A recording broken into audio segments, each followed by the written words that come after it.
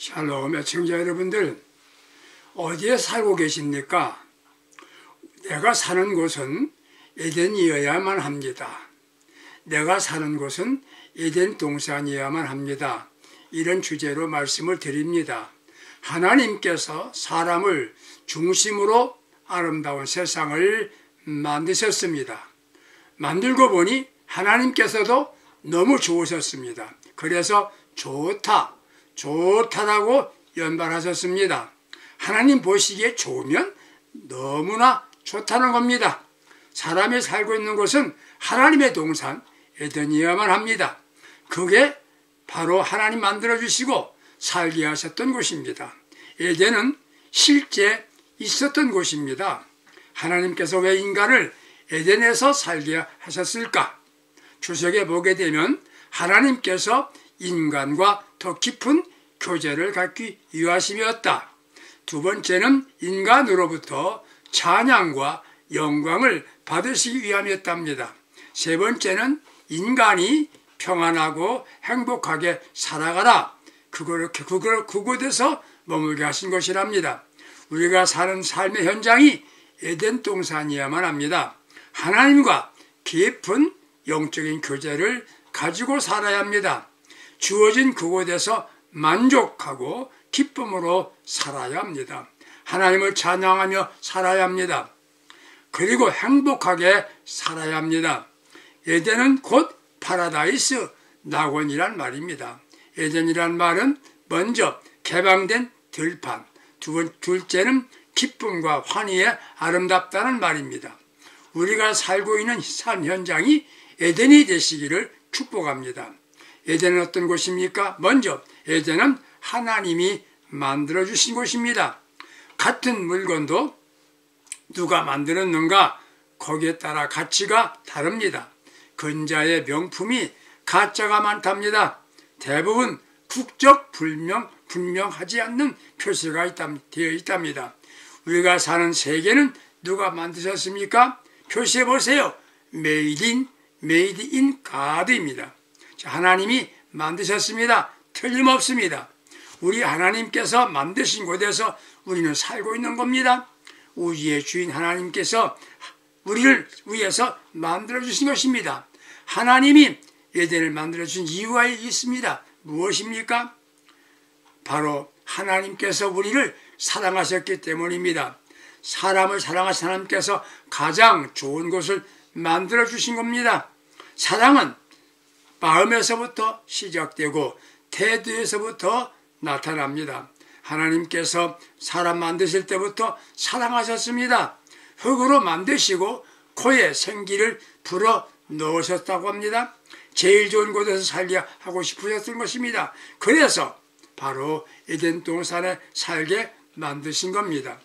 여자를 제일 사랑하신 사람이 누구입니까? 물으면 결혼한 분들은 남편 그럴 겁니다. 말은 그렇게 하고 생각도 그렇게 합니다. 그러나 실제는 남편입니까? 자녀들이지요. 그래서 가장 맛있는 것은 남편이 아닌 자식에게 먼저 준답니다. 하나님께서 인간에게 에덴을 주신 것은 그만큼 사랑하셨다는 그 증거입니다. 그걸 믿어야 합니다. 두 번째는 교만하지 말라고 창설해 주신 것이 에덴입니다. 하나님 만들었다고 생각해 보세요.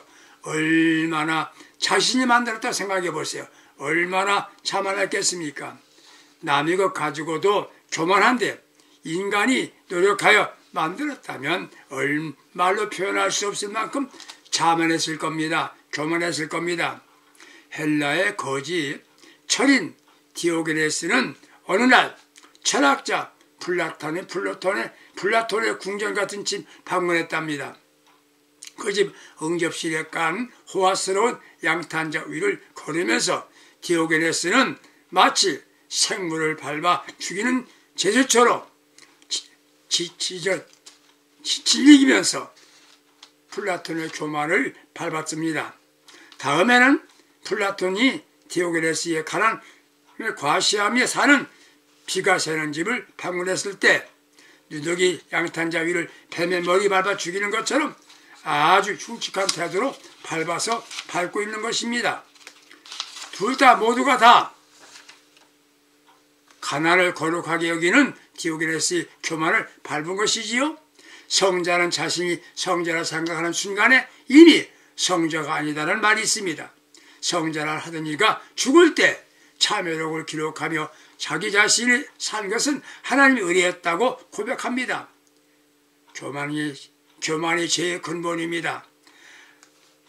인간들에게 최상의 축복은 에덴에 주시면서 교만하지 말고 겸손하게 살라고 하나님께서 만들어 주신 겁니다. 사람이 교만하면 자랑하고 배타적이고 고독해집니다. 사람은 자신도 모르게 교만해지기 쉽습니다. 부자가 되면 부자의 교만, 부교가 생기고 벼슬이 높아지면 귀교가 생기고 학식이 높으면 학교가 생긴답니다. 성직자도 자리가 높아지면 성교라는 게 생기고 별것도 아닌데 허세가 있으면 허교가 되는데 이 모두를 5가지 교만이라고 말합니다. 교만하면 그때부터 판단력이 흐려지고 자세가 흔들리며 퇴보와 내리막길로 가게 됩니다. 세균이 만병의 원인이라고 하는 것 같이 교만이 멸망의 화근이 되는 겁니다. 왜 에덴 동산 살게 하셨습니까? 하나님께서 인간을 잘 살아가라고 하나님이 창조해 주시고 그곳에서 살게 하신 겁니다. 하나님께서 만드신 에덴을 인간에게 주셨습니다. 세상에 어느 것도 내 것이라고 표시하여 주신 바가 없습니다. 인간은 관리자일 뿐입니다. 내 것이 아니란 말이지요. 세상 떠날 때 한 가지도 가지고 가지 못합니다. 어떻게 관리하느냐에 따라서 에덴은 에덴이 되고 잘못하면 에덴이 지옥으로 만들 수 있다는 것입니다. 하나님께서 에덴의 가정을 주셨습니다. 사랑으로 다스려야 에덴의 가정이 되는 겁니다. 가정엔 법이 없습니다. 하나님께서 우리에게 교회를 허락해 주셨습니다. 에덴이 되어야 합니다. 여기에 은혜가 넘쳐야 합니다. 에덴은 하나님께서 창조한 이유를 알아야 합니다. 하나님 주신 에덴 잘 다스리는 지혜가 있어야 합니다.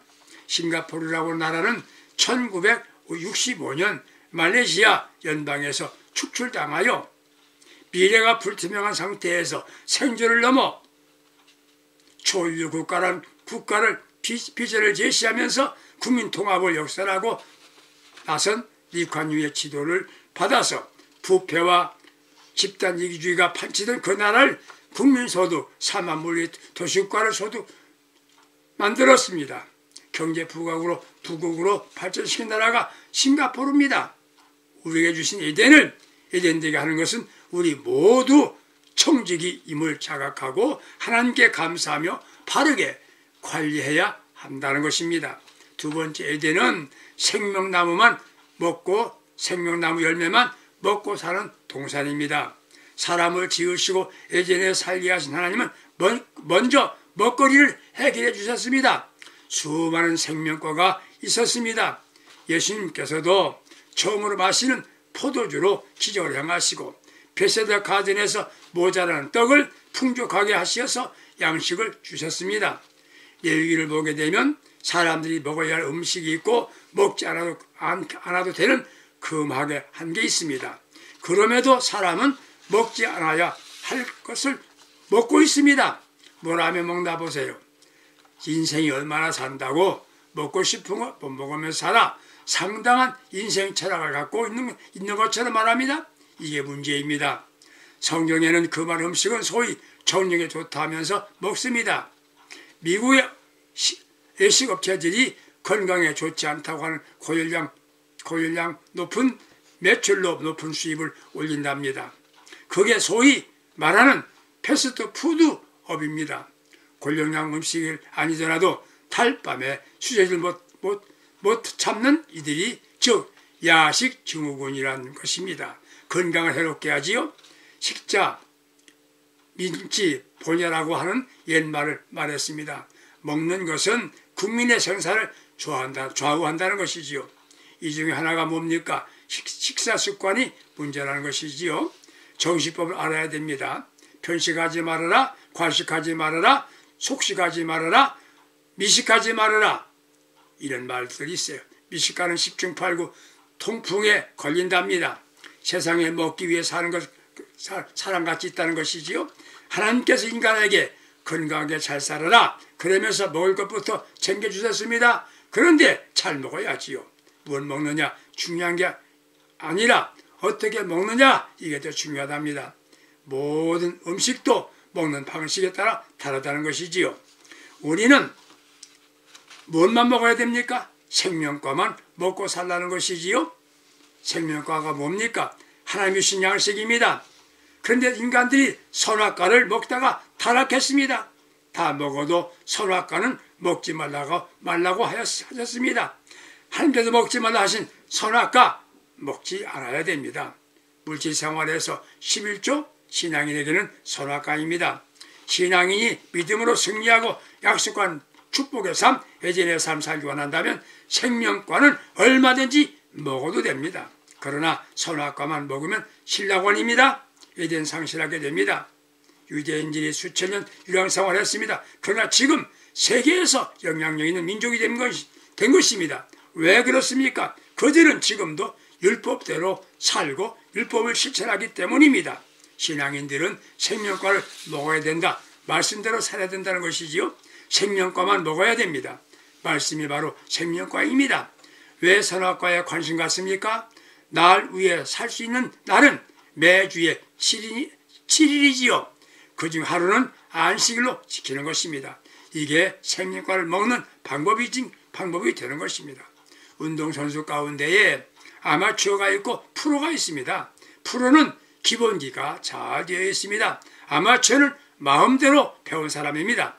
우리는 신앙만은 프로가 돼야 됩니다. 영적 프로가 되고 싶다면 신앙의 기본에 충실해야 합니다. 처음부터 주의를 잘 지키셔야 됩니다. 그리고 주님 뜻대로 살아야 합니다. 이것이 선악과만 먹고 사는 방법입니다. 에덴 동산에 살아야 됩니다. 에덴은 어떤 곳입니까? 에덴은 흐르는 물이 있습니다. 생명강이 있다는 말이지요.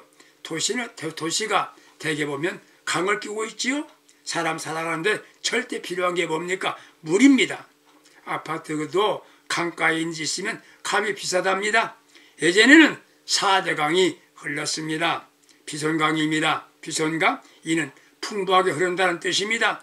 우리의 삶의 현장에 풍부하게 흘러야 할 것이 있죠. 뭡니까? 기쁨입니다. 감사합니다. 사랑입니다. 사랑이 풍성해야 됩니다. 그러면 물질도 풍성해지는 것입니다. 두 번째 강은 하윌라 강입니다. 하윌라 강, 이는 온 땅을 둘렀다는 뜻입니다. 옛날 궁전의 주변에는 강을 팠답니다. 궁전에 적의 군사가 들어오지 못하게 막는 역할을 하기 때문이었습니다. 하나님의 보호로 둘렀다는 뜻이 하윌라입니다.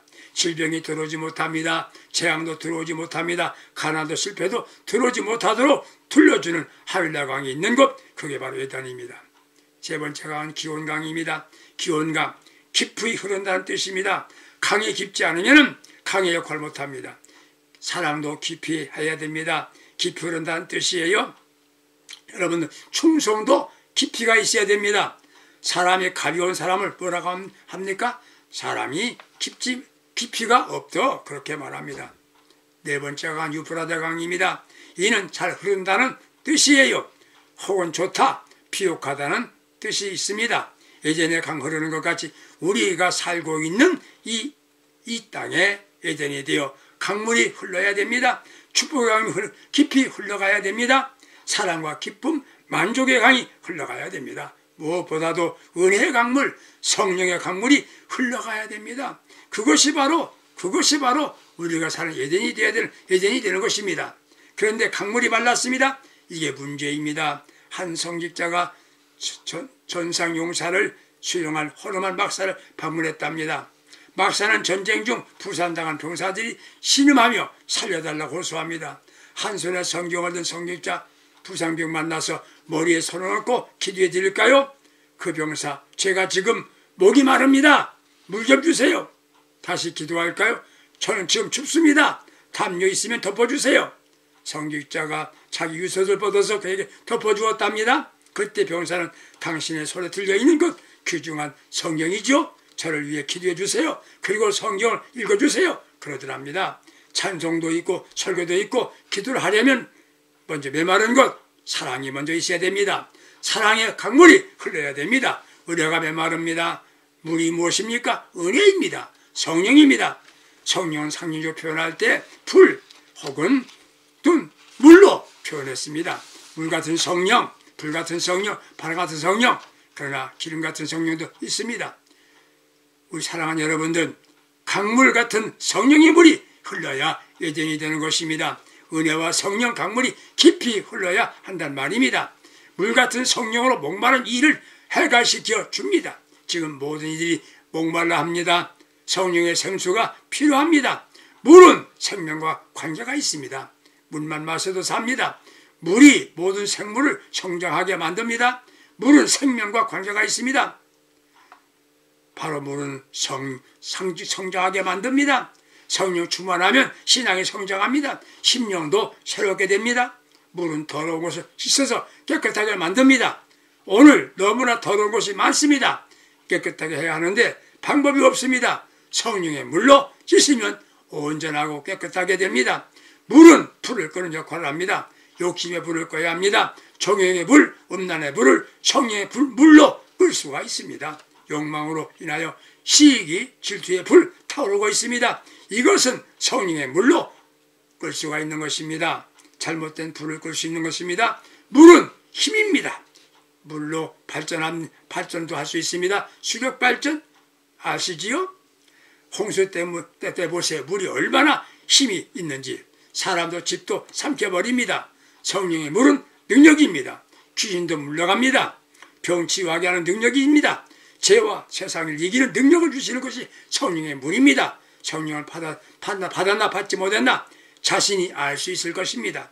성령이 임하게 되면 두 가지가 달라집니다. 첫째, 능력입니다. 전에는 예배지는 자체가 힘이 들었습니다. 성령을 받고 나면 모든 것 하는데 쉽습니다.